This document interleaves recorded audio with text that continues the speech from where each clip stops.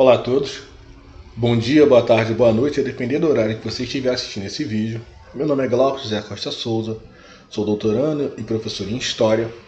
Estamos aqui hoje para a nossa terceira aula do curso Que é e para o que serve uma História Regional.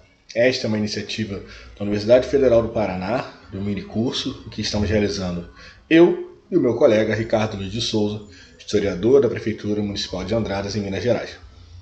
Quem está nos acompanhando percebeu nos dois vídeos anteriores que nós estamos abordando conceitos sobre história regional. Hoje, especificamente, nós debruçaremos sobre a utilização de fontes históricas relacionadas à história regional. Mas, claro, antes disso, a gente vai também conversar um pouquinho sobre a própria atuação do historiador em relação às fontes históricas, como elas podem ser utilizadas, como elas são entendidas nos dias de hoje, a mudança de percepção que houve desse conceito ao longo da história e, por que não, também um pouco da sua aplicação em relação à história regional. Este é um terceiro vídeo de uma sequência de cursos que vão ter 4 vídeos, então a gente pede, reitero, que quem não assistiu os anteriores assista, fica melhor, faz mais sentido, os vídeos estão bem encadeados, as ideias estão bem encadeadas, então é interessante a gente ver como o nosso conceito vai se alargando ao longo das conversas, e para isso é importante que você assista os vídeos anteriores, beleza?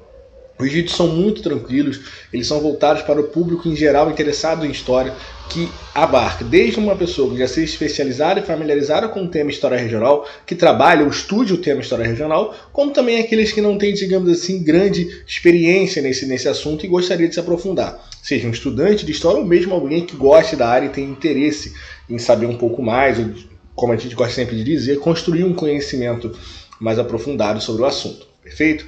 Então, eu repito, existe o vídeo número 1 que eu gravei, existe o vídeo número 2 que o Ricardo gravou, existe esse vídeo número 3 que vocês estão assistindo agora, e também vai ter o vídeo número 4, que é um vídeo voltado para a história regional no campo prático, né, em que o Ricardo vai trabalhar com vocês mais para frente, inclusive trazendo exemplos, né, frequentes da sua atividade como historiador de um município no sul de Minas Gerais. Então, assim, existe realmente nesse processo um pouco de tentativa de mostrar exemplos práticos de como a história regional pode ser trabalhada, né? Mas isso vem necessitando que antes a gente veja um pouco das questões conceituais. E aí a questão das fontes é muito importante e é um pouco do que a gente vai ver hoje nessa conversa, beleza? Então, dito tudo isso, vamos então iniciar a nossa conversa sobre fontes históricas para uma história regional. Reitero, aproveito também para quem está nos assistindo pela primeira vez, né, me apresentar um pouco, né? Meu nome é Glauco José Costa Souza, eu sou doutorando em História Social pela UF, sou professor de História em algumas unidades privadas e públicas e sou pesquisador, né, na área de História Social, História Cultural. Então eu trabalho com algumas abordagens como a História Regional, História Esportiva, né? A gente também dialoga bastante com a dimensão da História Econômica, da História Política. Então eu gosto sempre de dizer que eu costumo trabalhar em várias vertentes, né? E isso é um pouco da função do historiador. Hoje, especificamente, a gente vai tratar mais da perspectiva das fontes históricas, né? Mas a gente não vai fazer isso de maneira, digamos assim, direta. A gente vai ter toda uma preparação, uma discussão conceitual, inclusive sobre o que são fontes históricas, qual é o papel do historiador, da historiadora em relação às fontes históricas, qual é o papel do historiador e da historiadora em relação à história, de maneira geral. Muita gente acaba pensando, né, que o historiador tira tudo da sua cabeça, né? E que ele conclui as coisas porque ele acha que a história foi contada, tem que ser contada de determinado jeito, mas não é isso. Na verdade, o historiador ele fala a partir do que as fontes falam com ela. Isso é uma coisa importante para a gente pensar, né? Então a gente vai discutir um pouco isso hoje. E as fontes são extremamente úteis. Você que está trabalhando com história agora, que já trabalhou, sabe disso. As fontes históricas, elas são o que permitem que a gente faça o nosso trabalho, né? Então, mas que trabalho é esse, né? Então esses são alguns dos tópicos que a gente vai discutir nesse vídeo, beleza? Para começar, inicialmente eu queria só explicar para vocês a nossa ordem de pensamento, né? Nós teremos uma pequena introdução sobre fontes históricas, nós teremos uma discussão sobre o ofício do historiador, e aí eu faço uma alusão ao texto clássico do Mark Bloch, né? Apologia da História do Ofício do Historiador. Vamos discutir o que são fontes históricas e a própria história das fontes históricas, né? Como as fontes históricas se comportaram ao longo do tempo e como se comportam nos dias atuais.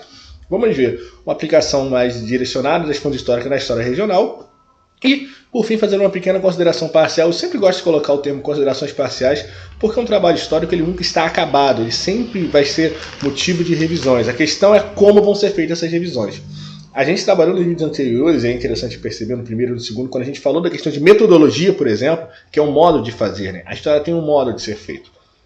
Esse modo de ser feito envolve as fontes históricas, sem dúvida alguma. Mas como se trabalha as fontes históricas? Que tipo de fontes a gente pode trabalhar? Uma notícia isolada de um jornal, por exemplo, é uma fonte histórica? Sim. Ela pode ser trabalhada? Sim. Mas a depender da maneira que você trabalhe ela, você vai ter uma ou várias ou nenhuma conclusão a respeito do tema que você quer analisar. Esse ponto da metodologia que é interessante ser colocado em pauta. Sobretudo nos dias atuais, sobretudo nos dias em que a gente tem a profissão de historiador sendo regulamentada e ao mesmo tempo sendo bastante questionada pela sociedade. E é interessante que a sociedade entenda, que as pessoas entendam como funciona um diálogo entre o historiador ou a historiadora e as fontes históricas, beleza? Então é um pouco isso que a gente vai tentar fazer aqui também.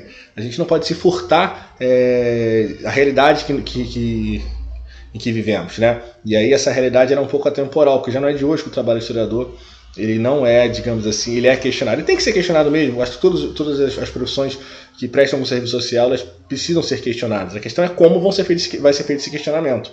E aí está muito ligado à ideia de metodologia. Aí eu reitero, a importância de ver os vídeos anteriores, sobretudo o primeiro vídeo, que trabalha um pouco essa questão metodológica, né? O que é metodologia, por que a história regional, por exemplo, é uma abordagem, um jeito de fazer história. Beleza? Então, dito isso, galera, vamos entrar mais aprofundadamente no nosso conteúdo, né? E aí vamos lá, introdução. Né? O que são fontes históricas? Essa imagem, por exemplo, que vocês estão vendo, é o retrato de um texto, se eu não me engano, do século XIX.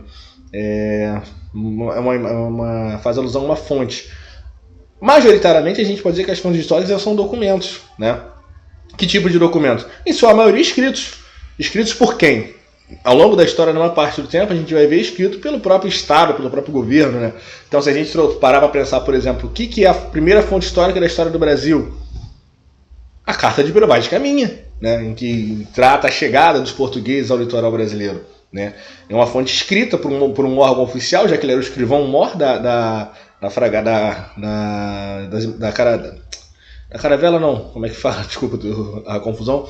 Ele é o escrivão-mor que veio com Pedro Álvares Cabral para fazer os registros, né, sobre o que acontecia em relação à viagem. Isso é uma fonte histórica. Né? Isso não é uma fonte histórica hoje em dia maior ou menor, na verdade. Ele é uma fonte histórica como tem todas as outras fontes históricas. E esse talvez seja o grande ponto. O alargamento da concepção de fontes históricas. A gente, por exemplo, está numa era em que várias partes do conhecimento ele fica restrito ao mundo virtual, ao mundo digital. Posts, por exemplo, se a gente trouxer a analisar para a questão de história política, a gente tem uma ligação de fonte histórica com a ideia de texto escrito por algum órgão oficial, certo? Esse é tradicionalmente um documento impresso, documento em papel, né? Sobretudo até antes da ideia de você imprimir um documento de um computador. Um documento em papel, né? Um documento assinado por Getúlio Vargas, um documento assinado por algum outro presidente do Brasil, ou um documento assinado por alguma personalidade que vocês pesquisem. No século XXI, esse tipo de documento ele é produzido aos montes, são os posts, por exemplo, de redes sociais. Né? Se a gente puder, por exemplo, se a gente quiser fazer uma história, né, o historiador vai ter que fazer isso daqui a alguns anos, né, sobre, por exemplo, o período da pandemia no Brasil, o comportamento, digamos assim, dos órgãos oficiais, vão ter que se apelar, por exemplo, às redes sociais, o que esses órgãos comunicaram através de suas redes sociais. Você não vai precisar necessariamente ir arquivo procurar documento físico. Você vai ter isso na rede social, porque tem o caráter oficial. Então, as fontes, até a noção do documento escrito oficialmente pelo poder público, pelo governo, é um conceito de fonte que já foi alargado. Então, quando a gente pensar em fontes históricas, a gente vai ter que pensar no maior número possível de documentos, de objetos, de imagens, de sons, de tudo. Porque hoje tudo pode ser uma fonte histórica. Tudo pode ser uma fonte histórica, ou quase tudo é uma fonte histórica. A gente está diante de um mundo de história total, de certa maneira podemos dizer assim, que tudo é história, e tudo é história porque tudo pode ser fonte. A questão é que a fonte ela vai ser útil ou não para o historiador ou para a historiadora de acordo com o seu objeto de pesquisa e de acordo, claro, com o tipo de pergunta que essa pessoa vai fazer à fonte. Porque sim, a fonte responde perguntas que fazemos. Se a gente olhar, por exemplo, uma notícia de jornal, com qualquer título, seja de economia, de política, de esporte, a informação que está lá, ela é importante para o historiador ou para a historiadora? Sim. Por quê? Porque ele vai fazer uma pergunta. Agora, que tipo de importância vai ter? Vai depender do objeto de pesquisa do historiador, da historiadora, da pergunta que ele fizer para a fonte, que ela fizer para a fonte. Então, a fonte ela dialoga com o historiador. Né? E ela pode tradicionalmente estar no formato de papel impresso. Se vocês olharem, por exemplo, atrás de mim, existem duas estantes de livro. né? Existem imagens também. Tudo isso pode ser fonte histórica para contar, por exemplo, a história da minha vida. Olha que interessante, não é? Que tipo de pensamento eu tinha? Depende dos tipos de livro que eu leio. É um pensamento, digamos assim, mais direcionado para uma determinada área, ou um pensamento que dialoga com diversas vertentes? Depende, o que ele costumava ler. Mas no século XXI, por exemplo, nem tudo que a gente lê está no formato impresso. Muito está no computador, muito está no nosso celular. Então também é preciso saber o que eu consumo através de um aparelho eletrônico, que está comigo na maior parte do dia. Que tipo de notícias eu estou lendo, que tipo de site eu estou acompanhando. Tudo isso é fonte histórica. E essa noção de fonte histórica ela vai mudando ao longo dos anos. Ela vai mudando com o tempo. E a gente precisa estar atento a isso. Sobretudo porque as abordagens históricas elas vão também mudando de acordo com o novo entendimento que há sobre as fontes que vão surgindo. Olha que interessante parar para pensar isso. Como é que a gente consegue contar histórias que antes não eram contadas? Considerando novos tipos de fontes. Se a gente pensar na história oral, por exemplo, em que ela permite, através do registro de entrevista de pessoas que vivenciaram determinados períodos, que as histórias que essas pessoas viveram e os momentos que eles presenciaram sejam tornados públicos e registrados, ou melhor, sejam sistematizados, é porque a história oral é considerada uma fonte, ou melhor, o relato oral é considerado uma fonte. As imagens, por exemplo, não são os quadros pintados pelos pintores contratados, por exemplo, por Dom Pedro II para retratar o Brasil do Brasil Império, para criar um laço de sentimento de nacionalidade. Não só as estátuas erguidas do Peru republicano para referendar o sentimento republicano brasileiro, né? Vincular o Brasil à noção de uma república, ideia que inclusive até hoje persiste. Só que essa república, por exemplo, ela adquire formatos variados. E aí, dependendo do objetivo que você queira causar, as fontes vão ser utilizadas desse jeito. A gente tem, por exemplo, na Era Vargas, a utilização do áudio, do som. Então, os discursos de Getúlio Vargas que estão não registrados em formato escrito, mas que estão registrados através do programa Voz do Brasil, por exemplo. Porque às vezes você pode ler um determinado discurso oficial transcrito, mas se você ouvir, você entende a emoção que o interlocutor está falando. Que no caso, o personagem histórico que estamos querendo analisar está falando. E a emoção faz parte da questão da história. A emoção faz parte como fonte histórica? Sim. A emoção faz parte como fonte histórica. Um texto escrito pode passar emoção? É claro que pode. Mas um áudio e um vídeo passam muito mais. Se a gente pensar, por exemplo, trazer para os regimes nazifascistas, de que maneira a Hitler e Mussolini conseguiam cativar, entre aspas, os seus seguidores, é interessante ver como Hitler discursava, não só o que ele falava, não ler apenas, mas ver. Né? Ver a reação das pessoas, o entusiasmo, os gestos. Isso é fonte histórica. Então há nesse processo uma ampliação da noção de fonte histórica, né? E isso é muito útil para o historiador. E aí a gente entra no nosso primeiro tópico mais aprofundado, que é justamente discutir, né, o ofício do historiador, da historiadora. Eu usei a expressão ofício do historiador em alusão ao Mark Bloch. Mas o ofício do historiador é ligado a quê? Para que serve a história? O que faz um historiador uma historiadora? Já pararam para pensar qual é a função, qual é o papel de quem estuda história, de quem trabalha com história? É contar o passado? É utilizar o passado para entender o presente? É utilizar o presente com base no que aconteceu no passado para tentar prever o futuro? É muito difícil a gente parar para pensar nisso. Só que é extremamente importante a gente entender ou ter a noção de qual é o papel do historiador de uma historiadora na sociedade. Ou melhor dizendo, para que serve, o que faz. Quando a gente diz que trabalha com relação à história, e aí eu repito, muitas e muitas vezes acontece a alusão de que as pessoas podem acreditar, pessoas que não conhecem a atividade do historiador, de uma historiadora, podem associar a nossa atividade a um processo de, digamos assim, telepático. A gente olha um determinado livro, um determinado objeto, dali entende tudo o que aconteceu, registra e escreve. Na verdade, não. Na verdade, a gente tem até uma conexão, digamos assim, mental com as fontes, mas de tanto observá-las, de tanto refletir sobre elas. Então, se você pegar, por exemplo, um pedaço de papel hoje, de um encarte de supermercados, por exemplo, né, e você olhar os preços, e você vai ver a data em que esse encarte foi feito, a data em que as promoções daquele encarte estão valendo, você pode, daqui a um ano, olhar o mesmo supermercado, o mesmo tipo de encarte, e ver a variação dos preços. Você, de tanto fazer essa comparação, você vai começar a, digamos assim, a já ter uma relação mais tranquila de, olha, eu já sei o que está acontecendo. Tal produto variou tanto em tal período do ano. Mas aquele encarte, por exemplo, não vai te dizer o porquê da variação de preços. Você vai precisar recorrer a outros tipos de fontes. Em alguns casos, no mesmo formato. Fontes escritas, por exemplo. Você vai recorrer, por exemplo, aos dados do IBGE sobre a inflação no período. Você pode recorrer, por exemplo, às redes horárias de pessoas ao longo daquele ano, o que elas perceberam que variou. Então, a função do historiador, a função da historiadora, né, para que serve a história, inicialmente a gente pode vincular a ideia de você registrar a história, né? Talvez seja o mais visível no primeiro momento. A gente registra o que aconteceu, o que está acontecendo, né? E depois relembra.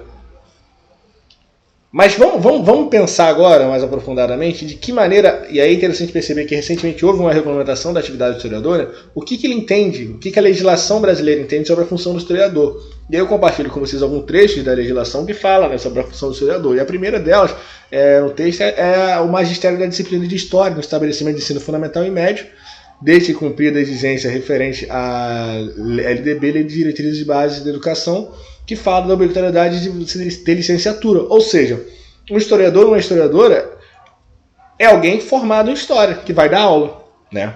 Então o que a gente tem nesse momento é que a função do historiador está ligada à docência, está ligada a ensinar, está ligada a ser professor, ser professor. Você se forma, tira em história, ele se torna uma pessoa licenciada em história, tem licenciatura em história, e aí você vai dar aula. Em instituições de ensino fundamental e ensino médio. Essa é uma primeira função do historiador, segundo a própria legislação, né? Também está ligada à ideia de organização de informações para publicações, exposições e eventos sobre o tema de história. Ou seja, registrar. A função do historiador é registrar. Mas o item 3 fala que a gente também pode planejar, organizar, implementar e dirigir serviços de pesquisa histórica. Ou seja, pesquisar. As 3 primeiras funções atribuídas ao historiador é dar aula, registrar e pesquisar.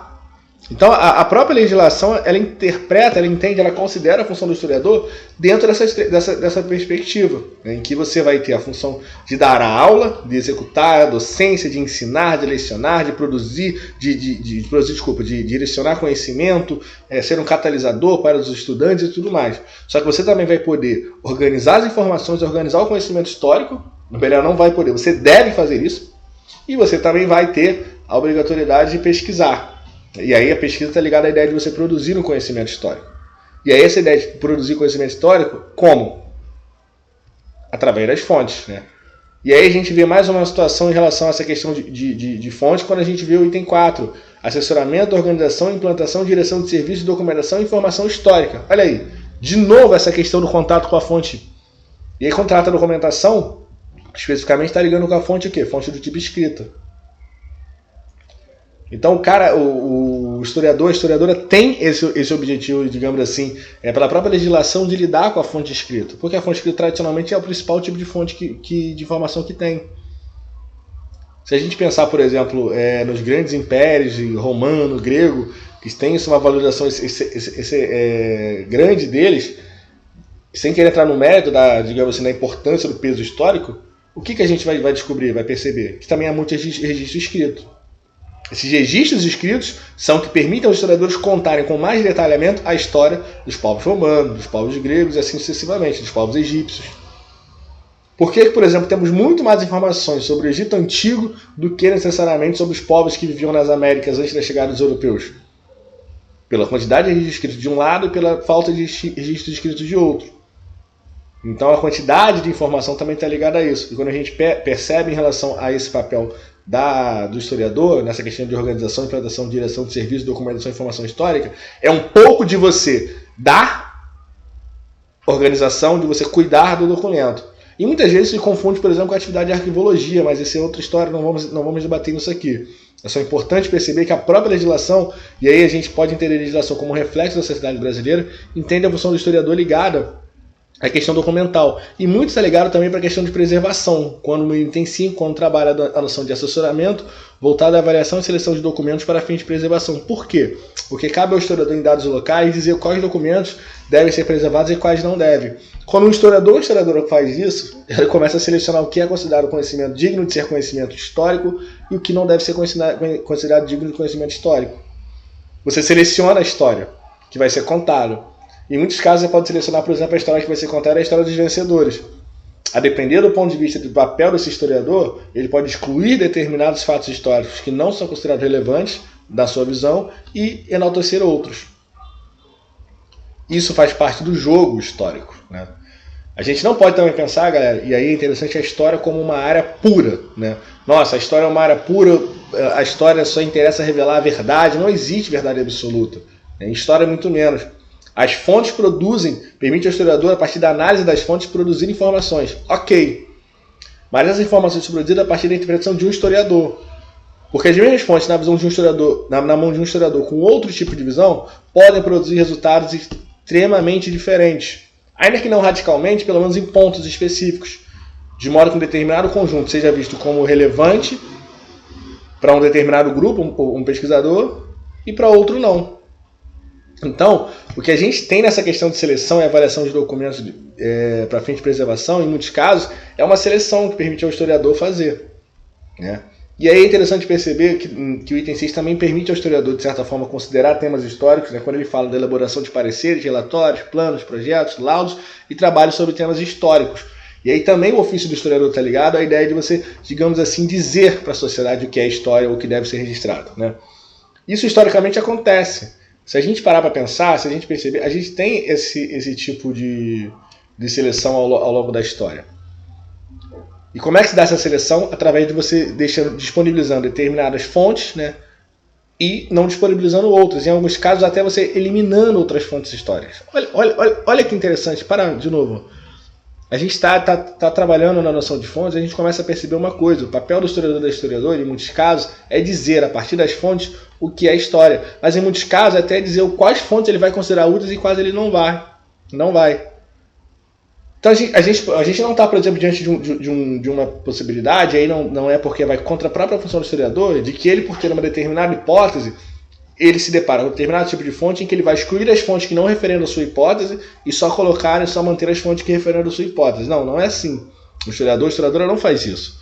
Quando você tem uma determinada hipótese, você se depara com ela, e você se depara com as fontes referentes a ela, você vai ter fontes que vão garantir que a sua hipótese se torne uma tese, né, se torne algo provável, e outras que vão dizer que não, vão dizer que é totalmente diferente do que você está propondo. Isso faz parte do jogo. Em muitos casos, essas duas possibilidades de fontes, digamos assim, elas vão caminhar juntas, apontando que existem regras e existem exceções, e que talvez você possa ter a sua hipótese sendo uma regra para determinado conjunto, mas comportando algumas exceções.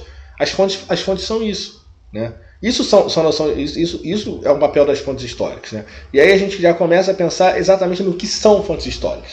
E aí para isso eu trabalhei com essa conceituação, né, que é um resumo de vários autores que eu leio, de ideias, que é o seguinte: as fontes históricas são instrumentos por meio dos quais o historiador ou a historiadora extrai as informações a serem analisadas para a construção do conhecimento histórico. Ou seja, as fontes históricas podem estar em mais diversos formatos, mas a finalidade dela vai ser ajudar o profissional de história, seja historiador, seja historiadora, a produzir conhecimento histórico. Reitero, a produzir história. Quando a gente pensa na produção de história, a gente tem que vincular a ideia das fontes históricas. Porque são as fontes que são os instrumentos por meio dos quais os historiadores e as historiadoras vão produzir o conhecimento histórico. Nada vai ser inventado. Não é porque você tem determinada hipótese que você pode inventar que houve determinado fato. Isso não acontece assim. O que você tem, quando você tem determinada hipótese, é observar as fontes daquele período histórico que você está estudando e perceber se a sua hipótese vai ser confirmada ou se ela vai ser rechaçada. Não é confirmada por inteiro nem rechaçada por inteiro, porque as regras que podem estabelecer padrões permitem exceções. Reitero, exceções. Isso não é ruim. Isso faz parte da diversidade do conhecimento histórico. A gente não está lidando com uma área de ciências exatas, assim como a área de ciências humanas. Então ela permite esse tipo de encaixe. Isso não é ruim para o papel do historiador e da historiadora. Até porque, por melhor que seja o trabalho acadêmico que ele vai produzir com base nas fontes históricas que ele teve acesso, ele não será um trabalho, digamos assim, completo. Ele comportará e permitirá revisões feitas através de métodos historiográficos que vão utilizar outras fontes históricas ou as mesmas fontes históricas, tendo a partir disso um outro tipo de análise.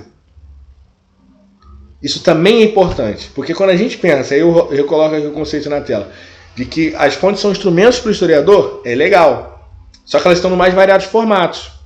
Então, se a gente pensar, por exemplo, analisando o Estado Novo, por exemplo, a relação da figura de Getúlio Vargas com a sociedade, show de bola. E aí a gente para perceber, olha, Vargas era um sujeito muito amado pela população.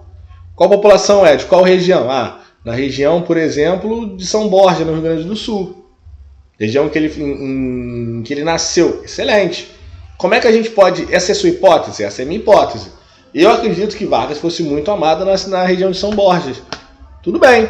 Como a gente vai confirmar essa hipótese? Vamos analisar as fontes para isso. Documentos, jornais da época, por exemplo, documentos oficiais de governadores, de prefeitos, enfim, de deputados, de senadores, da galera, dos políticos dessa região. Esses documentos, em relação ao Vargas, eles dizem o quê? Desculpa, vamos já pensar em toda a era Vargas, por exemplo, inclusive o período, vamos dizer, sem o Estado Novo também.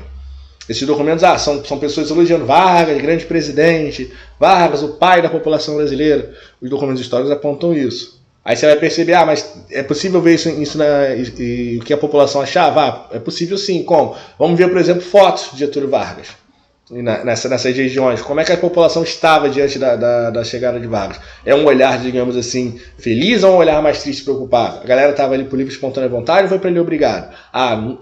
Acho que elas foram por livre e espontânea vontade. É interessante, como é que a gente pode verificar isso? Vamos ver o que as pessoas falavam através de jornais. Mas os jornais, a maior parte elogiava sim, a maior parte provavelmente elogiava. Mas existem jornais de oposição? Existe. O que eles estão falando? Eles estão denunciando alguma coisa? Eles estão denunciando que as pessoas foram em tal evento, na cidade tal, obrigadas, na região tal. Tá, beleza, vamos à região tal. Existe algum morador dessa época ainda vivo? Que a gente possa fazer pelo registro oral? Não tem, mas tem um filho de fulano que quer falar porque o pai guardou várias coisas e críticas ao Vargas. Então você começa a construir, digamos assim, que a tua hipótese de que Vargas fosse adorado em tais regiões, ela é válida, porém ela comporta exceções. Como é que a gente consegue perceber tudo isso? É tirando da cabeça? Não. É analisando as fontes históricas.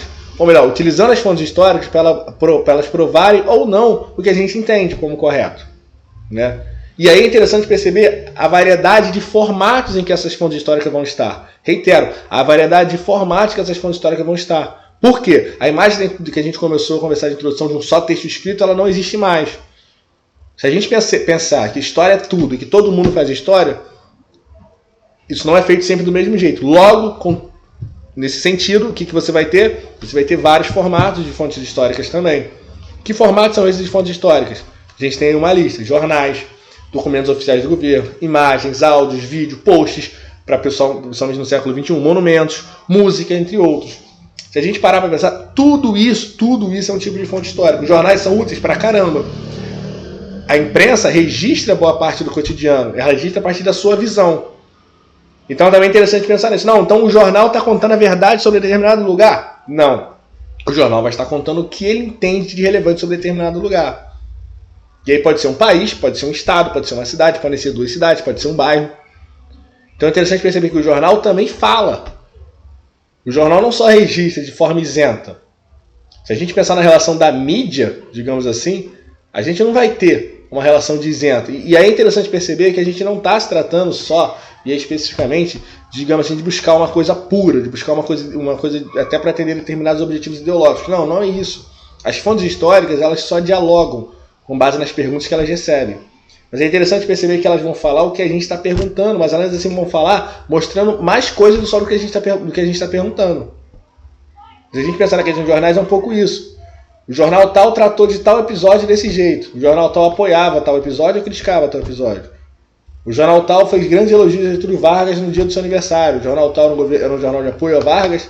Fez elogios, mas fez algum tipo de cobrança, por exemplo, dizendo que determinado setor da sociedade estava, digamos, sendo prejudicado pelo governo Vargas, ou não. Isso tudo a gente pode perceber no jornal.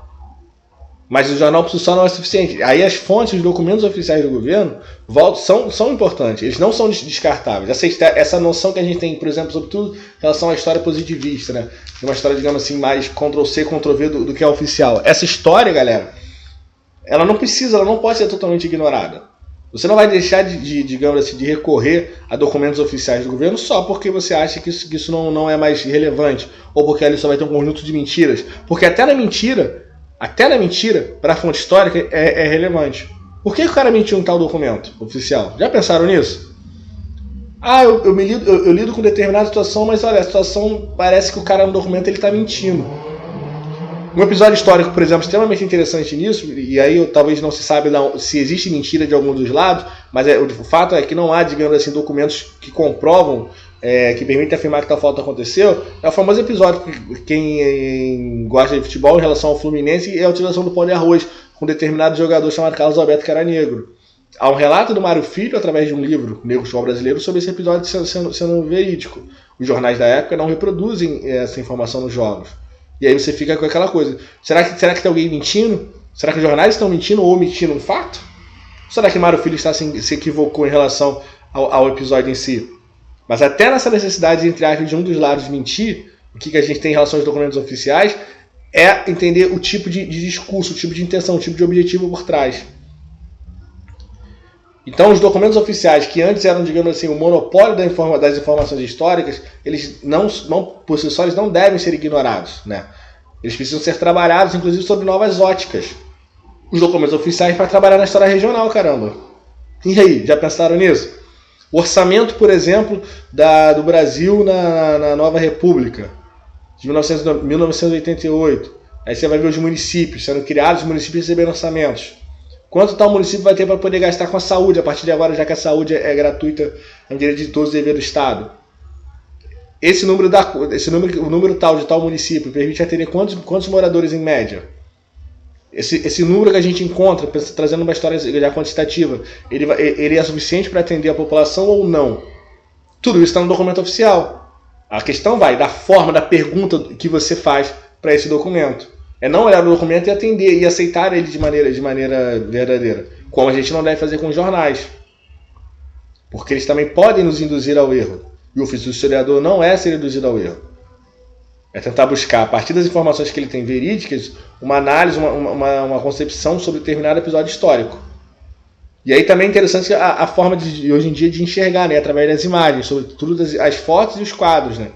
As fotos mais a partir do final do século XIX e do século XX, né, e os quadros ao longo de alguns séculos anteriores, né, e também a gente pode pensar nas próprias pinturas de cavernas, enfim. Mas as imagens são uma forma de quem não deixou o registro escrito deixar a sua pegada na história. Essas imagens revelam o quê? Uma imagem sobre uma determinada região, por exemplo, um determinado bairro. Revelam o quê? Revelam uma igreja. Revelam uma fábrica. Mas a gente não tem relato de fábrica ali, olha. Mas existe uma fábrica ali, você está vendo?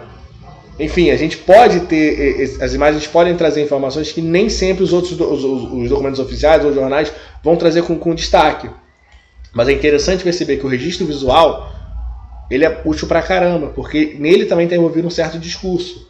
Se a gente pensar, por exemplo, que um determinado político que chega em determinada cidade, como por exemplo, vou usar o Vargas de novo, o Getúlio Vargas de novo, em um período mais autoritário, em que ele chega em determinado lugar, ele está cercado de crianças, sorridente, e você tem isso na imagem captada, é interessante perceber quem produz esse tipo de imagem, para que produz esse tipo de imagem, o que esse tipo de imagem traz de discurso por trás. É uma coisa interessante para a gente pensar. As imagens falam. Não é o que está na imagem, não é só porque o que está na imagem pronto acabou. A própria noção de falar também está muito ligada à ideia dos áudios. Aí eu reitero o que a gente falou da história oral. Os vídeos também podem ser encaixados nesse formato. Caramba, beleza, a gente vai ouvir o que as pessoas disseram. Vamos ouvir o que as pessoas disseram. O que elas disseram? Com que tom de voz elas estão falando? Por que determinada pergunta deixa determinado grupo mais, digamos assim, incomodado do que outro? São coisas para a gente pensar. Os áudios, os vídeos, eles podem representar emoções de quem produziu a fonte histórica.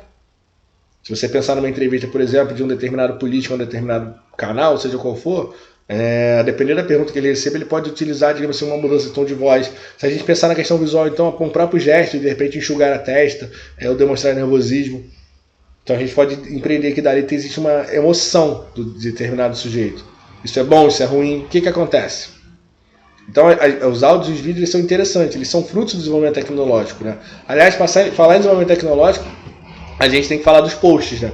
E aí eu acho legal a ideia dos posts, porque assim, a gente hoje tem tem um mundo muito digital, né? Então, consequentemente, vai haver uma expansão do que a gente chama de história digital também. A gente já utiliza bastante a internet para pesquisas, né? Principalmente quem utiliza, por exemplo, a Hemeroteca da Biblioteca Nacional, sabe que a gente basicamente não está olhando jornais em papel, e está procurando por palavra-chave e tudo mais. Os posts são frutos desse avanço tecnológico. né? Que tipo de papel, que tipo de lugar ocupará os postos em determinadas pesquisas históricas daqui a uns 20, 30 anos? A gente, ao invés de ter, digamos, declarações de sujeitos em relatórios entregues a órgãos oficiais, vamos ter tuitadas, vamos ter postagens no Facebook, sucessivamente. Isso é ruim? Isso é bom? Não, isso é uma expansão, um alargamento do conceito de fontes históricas. Como também a ideia da noção de monumento. Né? O que é um monumento? Monumento pode ser uma estátua, monumento pode ser um quadro, monumento pode ser alguma obra entregue a determinado político ou determinado sujeito que vai ser homenageado. O que tem por trás desse monumento? Por que estão erguendo esse monumento? O que querem com esse monumento? Por que esse monumento foi colocado em tal lugar? Por que esse monumento foi destruído em tal lugar? Percebe? As estátuas são um grande exemplo disso. Por que determinadas estátuas ficaram erguidas durante séculos ou décadas e depois elas começam a ser derrubadas? Por movimentos de pessoas que pensam diferente do que aquela estátua representa. Uma derrubada de uma estátua, por exemplo, ela pode indicar uma satisfação da população com um determinado modelo de visão. Olha que interessante, um monumento permitindo a gente analisar a história política, em alguns casos econômica, social. Percebe? Isso tudo através das fontes históricas. As músicas nem se falam, né? E aí no Brasil, bastante, o Rio de Janeiro é também bastante conhecido pela própria história do samba, né? Samba como manifestação cultural de protesto. E aí? Vai ser útil? Não vai ser útil? O que esconde através das letras? A música é uma música mais dançante ou uma música mais parada? Mais dançante porque ela representa alegria? Que sociedade é essa que consegue dançar e ficar alegre em determinado período? Percebe como é que as fontes elas são importantes pra caramba? E elas são no mais variados formatos, mas com objetivo único. Permitir que o historiador ou a historiadora analise determinado conteúdo conjunto histórico. É isso que as fontes fazem, né? E aí se a gente parar para pensar e ver, as fontes elas nem sempre foram vistas assim. E é interessante perceber o momento que há essa virada, que basicamente é a segunda metade do século XX, né? E aí já adianto que é a questão das escolas dos análises. Mas por quê? Tradicionalmente, a história foi construída a partir de fontes consideradas oficiais, documentos oficiais, uma história positivista, grandes jornais. Então o que a gente vai ter, galera, é um determinado grupo que é tido como oficial, como detentor de um determinado título, em que vai também ficar responsável por contar determinada história. Então as fontes históricas são as fontes históricas produzidas por aquele grupo. Se aquele grupo é letrado, ele vai produzir documentos escritos. Se aquele grupo não é letrado, vai produzir outro tipo de documentação. Vai apelar, por exemplo, mais para imagens. Ou vai apelar mais para. Vai deixar mais registros que depois podem ser percebidos, extraídos pela história oral. Mas tradicionalmente a história é vista dessa perspectiva. Então, se a gente pensar, por exemplo, por que determinadas regiões não são tão lembradas quanto outras? Porque determinadas regiões deixaram menos registros escritos, menos documentos oficiais, menos informações de grandes jornais do que outras. Isso faz parte do jogo? Faz. O historiador pode jogar esse jogo sempre? Não. Porque a função do historiador em sua essência, o ofício do historiador em sua essência está muito em dar voz também àqueles que não puderam falar. Em permitir mostrar uma história, digamos assim, abrangente e mais perto possível do que a gente pode chamar de história ideal. Se é que existe a história, o jeito ideal de contar a história. Durante muito tempo, essa questão dos documentos oficiais dos grandes jornais preponderou, mandou, ordenou, direcionou o que tinha que acontecer. Então, basicamente, só a história que o governo representava. Tudo bem. Então, a gente está falando, por exemplo, de governos autoritários ou governos monárquicos, vamos dizer assim, no caso do Brasil no século XIX. Então, o que o Brasil Império não considerava história não era história. Se não está no documento oficial, não serve. Se não está em jornal de grande circulação, não serve, porque ninguém vai olhar. Então, o que acontecia em tais bairros, por exemplo, só que a imprensa, muitas vezes era imprensa local, essas informações não chegam dentro desse modelo tradicional, então essa informação não existe, essa história não existe, essa história não vai ser contada. Você não está contando a história como um todo. A história do Rio de Janeiro, por exemplo, não pode ser restrita ao que acontecia no Palácio do Catete, o que acontecia na Presidente Vargas, na Avenida Rio Branco. A história da sua cidade não é a rua principal da sua cidade. Não é possível ser. Assim como a história do Brasil não é a história do Rio e São Paulo apenas. Não é, galera? A gente falou isso no primeiro vídeo. A história não pode ser uma história regional homogênea. Você usa uma região para explicar o país como um todo. Né? E aí tá tudo resolvido. Não é assim. Então, a gente tem a história das fontes históricas ajudando a gente a pensar nessa perspectiva. Tradicionalmente você tem uma história oficial ligada a documentos oficiais, mas isso não vale para sempre. E aí o ponto de mudança interessante, galera, é o surgimento da escola das análises no século XX. Especificamente a segunda ali do Brodel, a segunda fase, a partir de 1950, 1960. Porque tem uma verdadeira revolução na concepção de fonte, sobretudo dando valor a documentos não escritos, utilizando abordagens de outras ciências, como da antropologia, da sociologia. Para quê? Para você constituir um conhecimento histórico, dando voz a grupos que antes não podiam falar, porque não deixaram seus registros escritos. Então a história oral começa a ganhar força, a história oral ganha força nesse processo. Você analisar, por exemplo, o folclore de determinadas regiões, analisar a questão cultural de determinadas regiões. A gente está tendo isso agora. E aí a escola dos análises é um ponto de inflexão para a gente pensar. Como quando a gente falou mais cedo, no primeiro vídeo, né? Sobre a importância da escola dos análises, a importância da valorização da história regional. Não, mas não uma história regional, reitero, homogênea. Não é uma história regional que a gente busca nesse formato. Se busca uma história regional, digamos assim, mais linear, uma história regional mais abrangente. Uma história regional que permita a manifestação da diversidade que há entre as regiões no Brasil. Regiões não só brasileiras, mas regiões mundiais. E essas regiões, apesar de serem diversas e terem suas peculiaridades, elas não estão dissociadas umas das outras, porque fazem parte de um projeto maior de história global. Porque a história regional permite a conexão com o global, com o mundial. Né? A questão é que a gente precisa entender ou demonstrar como esses processos perpassaram nas diversas regiões que tiveram contatos com eles. Beleza? Isso é um ponto para a gente pensar. E aí a história regional nos ajuda a fazer isso como? Nos debruçando um olhar sobre determinada região durante um determinado tempo. Não é para sempre. Mas você vai fazer um trabalho, em muitos casos, de registrar informação, de sistematizar informações que antes não estavam sistematizadas. Porque é o que diferencia. Tal lugar não tem história. Não, tal lugar não tem história sistematizada. A história está até registrada, mas ela está esparsa, ela está desorganizada. E a função do historiador, como a gente viu no papel no ofício historiador pela própria legislação brasileira, é o quê? É permitir que haja uma organização do conhecimento histórico. Tanto através da questão da organização documental em arquivos, quanto também da utilização desses documentos para a elaboração de pesquisas. E a história regional é nesse formato. Então, quando a gente pensa as fontes da história regional, a gente tem que pensar desse jeito, inclusive, de um jeito muito mais problematizado. A gente comentou no Conselho de História Regional isso, é uma forma de você problematizar determinadas regiões a partir das suas características peculiares, das suas características, digamos assim, que podem ser comparadas com outras. Isso é história regional.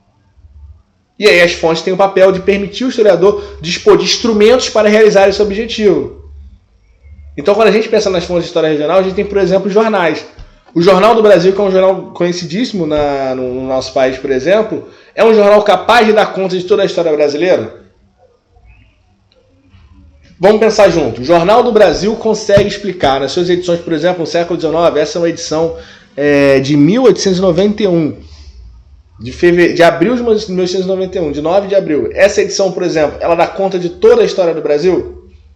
Toda a história do Brasil pode ser estudada a partir do Jornal do Brasil? Pô, é o Jornal do Brasil, galera. Tem noção? O próprio nome, Jornal do Brasil. É possível fazer isso? Claro que não.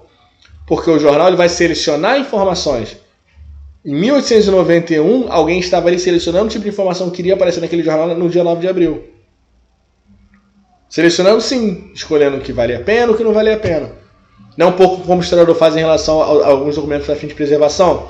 Porque o jornalista, em alguns momentos, ele está preservando a história ao incluir determinado fato no jornal e excluir outro.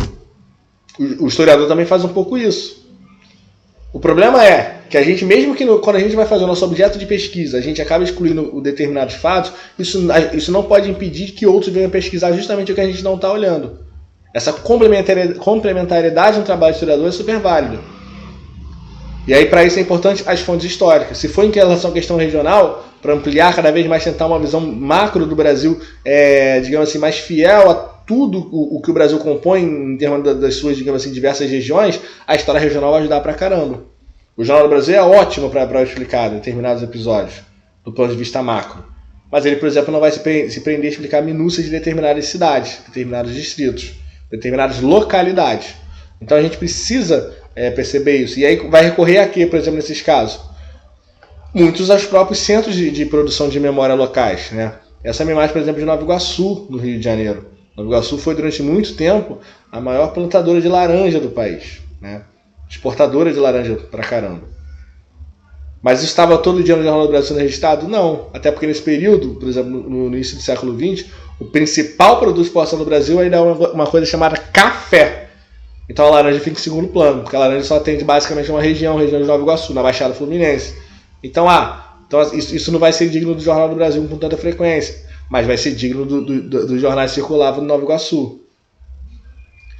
Percebem como as fontes elas dialogam com a gente? Só que varia muito mesmo do jeito que a gente fala. Então a gente tem a utilização de fontes históricas da melhor maneira possível e que nos ajuda muito. Agora, a questão é que uso a gente vai fazer desse tipo de fonte histórica. Que perguntas a gente vai fazer para que elas nos respondam. E aí é interessante perceber, aí eu acho legal a história regional, galera.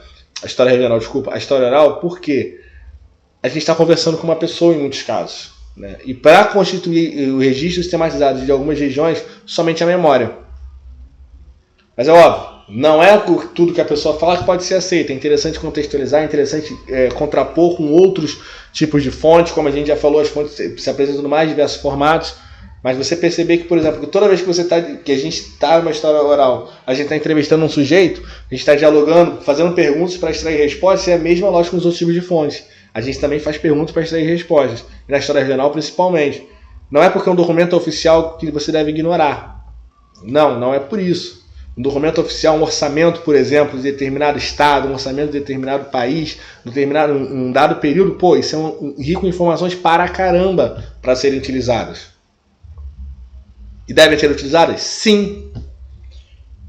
Por diversos métodos, como por exemplo o método de história comparada. Você pode comparar determinado tipo de investimento que uma cidade teve ao longo de alguns anos com de outra cidade. Por que tal cidade teve mais investimento do que outras? Que tipo de produtos estavam envolvidos nisso? Que tipo de interesse estavam envolvidos nisso? Tudo isso pode ser checado, pode ser aprofundado também a partir dos documentos oficiais. Cabe ao historiador, à historiadora, saber fazer as perguntas corretas para isso. Mas isso faz parte do jogo. Isso não é nada absurdo. Beleza? Isso não é nada absurdo. Isso é história, caramba. Isso é a história que a gente faz enquanto profissional de história, enquanto estudante de história, enquanto amante de história. Porque a história é uma história total. Tudo pode ser história. O que a história não pode ser, a função do historiador não pode ser, basicamente de ser uma espécie de Google. E eu faço analogia já para encerrar nossas conexões parciais em relação à utilização de fonte histórica, é isso. O historiador, ele dialoga com fontes históricas, ele não decora todas as datas, não. Isso é muito comum, por exemplo, em eventos familiares, coisa do tipo, em que as pessoas ficam, você faz história, então me diz o que aconteceu em tal dia do tal ano.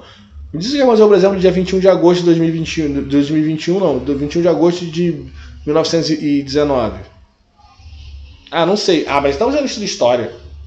Porque aí tem sempre aquelas, porque eu vi um menino, porque eu vi alguém falar, alguém lembrar de todas as capitais, de todos os nomes de imperadores romanos, enfim. Isso não é história. História não é só isso. O dia do historiador, por exemplo, ele é um dia para lembrar de uma profissão que tem como de frequência de trabalho de não deixar as pessoas esquecerem o que acontece. Olha que curioso, né? Como assim? A história tem um papel de memória? Sim, de relembrar. Relembrar, em muitos casos, aquilo que a própria história quer esquecer. Mas é um relembrar a partir de quê? De análise, de forma crítica. Não relembrar aleatório. Não relembrar por relembrar. Não oi sumido, estou aqui. É dentro de um contexto crítico. Porque a função do historiador, em muitos casos, está ligada, digamos assim, a aspectos que criticam a sociedade. Mas criticam para tentar melhorar, para tentar torná-la mais justa, para tentar refletir sobre o tipo de progresso de conhecimento que ela vai tendo. Se isso vai dar certo ou não no final, não saberemos. Mas nós sabemos que é o papel do historiador elaborar conhecimento histórico, se organizar, ajudar a preservar documentos, ministrar aulas, que é para você difundir, disseminar esse conhecimento. Isso é o papel do historiador. E não só ser um calendário, para isso existe o Google. E como é que o historiador faz o seu trabalho? Através das fontes históricas. O historiador adivinha? Não. O historiador analisa fontes. O historiador e a historiadora vão analisar fontes históricas. Vão produzir conhecimento a partir das informações registradas nas fontes históricas, que podem ter os mais variados formatos. Que uma determinada fonte que não serve para uma história, digamos assim, econômica, serve para uma história regional. E vice-versa. E aí a gente pode até partir para a perspectiva, por exemplo, de já conectar abordagens históricas. Esse é um papel. Vale a pena? Muito. Esse é um papel. E é, de certa forma, um papel do historiador, da historiadora. Perfeito? Então, o que a gente vai se deparar em muitos casos é isso. É uma frequente luta para romper e para valorizar a sua personalidade, a sua profissão. E a profissão historiadora basicamente é extrair a história, contar a história, produzir o conhecimento histórico a partir do quê? A partir das fontes históricas, que são instrumentos que o historiador utiliza para trabalhar. Esses instrumentos podem ser apresentados nos mais variados formatos, desde o formato impresso, do documento oficial, dos jornais, das músicas, do registro oral, do registro de vídeo, dos posts, de vários formatos, tá? Todos eles podem ser utilizados para a história regional? Sim. Dá um exemplo? Dou. Posts, por exemplo, sobre determinado problema que está acontecendo numa rua, no bairro, ou coisa do gênero. Um problema, por exemplo, de iluminação pública. Vai aparecer no Jornal do Brasil de uma determinada rua do interior do Brasil? Pode ser que sim ou pode ser que não. Mas a tendência desse jornal é dar mais ênfase ao que acontece nas capitais. Mas uma cidadezinha do interior, por exemplo, e aí? Agora, imagina as pessoas reclamando no Twitter que determinado local está sem luz de uma cidade do interior do Brasil. Seja no sul, no sudeste, no nordeste, enfim. Como é que o historiador pode trabalhar a indignação da população, as famigeradas queixas do povo que existiam antigamente no Jornal do Brasil? Como? Através dos posts. O que as pessoas estão reclamando? Quem são as pessoas que estão reclamando? É possível entrevistar uma delas? É possível fazer registro oral? Ou audiovisual, seja como for? Sim ou não? Não sei, vamos ver. Então tudo isso faz parte do trabalho do historiador. E aí você consegue, por exemplo, dar ênfase na história de uma região. Porque você está lidando com pessoas que estão preocupadas com aquela região naquele momento. Olha que interessante. Não é? Então as fontes históricas são muito úteis para isso, galera. São muito úteis que elas permitem o historiador fazer o seu trabalho. Tá bom? E aí, assim, partindo já para a reta final desse vídeo, deixo aqui novamente muito obrigado a vocês. Deixo os meus contatos. Vocês podem fazer contatos comigo pelo WhatsApp, pelo e-mail, pelo Instagram, não tem problema. Fico feliz quem quiser fazer contato comigo ou com o Ricardo também, tá bom? A gente está aqui à disposição de vocês para isso. E, reitero, assistam os 2 vídeos anteriores, quem não assistiu. Quem já assistiu, quiser assistir de novo, assiste também. Gente, é de graça, tá na internet, é só assistir, tá bom? Tem alguma dúvida, pode mandar pra gente aqui nesses contatos, pode colocar no comentário dos vídeos, enfim, onde vocês acharem melhor, tá bom? Reitero o agradecimento a vocês, e meu nome é Glauco José Costa Souza, sou doutorando em História, enfim, sou pela UF, professor de História também, pesquisador, e a gente se vê em outras oportunidades, tá bom? Vocês têm um próximo vídeo agora com o Ricardo para justamente colocar na prática a aplicação da história regional. E ele vai utilizar muito do que ele faz no trabalho dele na cidade de Andradas, que é no sul de Minas Gerais, relações, por exemplo, com aspectos culturais e econômicos, como, por exemplo, plantações de vinho e o próprio consumo do vinho que existe na região. É interessante perceber essas vertentes e o Ricardo vai apresentar isso para vocês, tá bom? Pessoal, muito obrigado a quem ficou até aqui comigo. Mas reitero uma boa tarde, boa noite ou bom dia, dependendo do horário que você estiver assistindo esse vídeo. Valeu!